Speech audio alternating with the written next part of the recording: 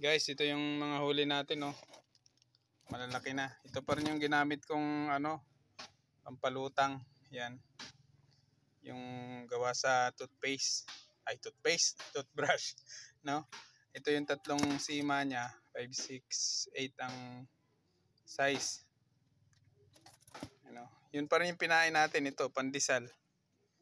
Pandesal at kanina yung bituka nitong isdang to. Ayan. Kinuha ko.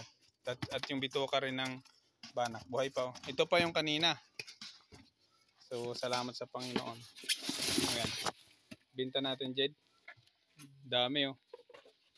Naka-jackpot na naman tayo. Yung iba nito, dadaing. Ayan. Ayan, oh. Pero ito talaga malalaki na.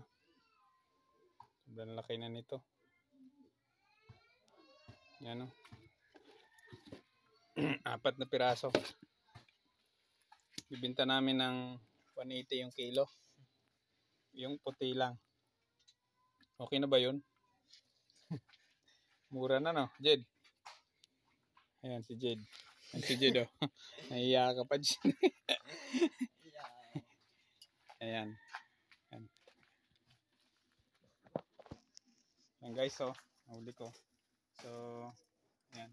Ito yung ginamit natin. Ayan yung huli natin sa plangga ng banak.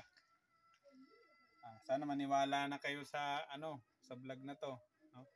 So tinapay lang at bituka ng isda. Pwede rin yung seaworm.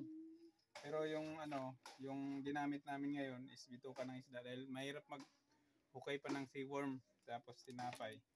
Yung pagpain pala nito, guys, ganito lang. Yung pandesal na to, Yan. Ganyan mo, tapos i-press mo lang ng ganyan, oh.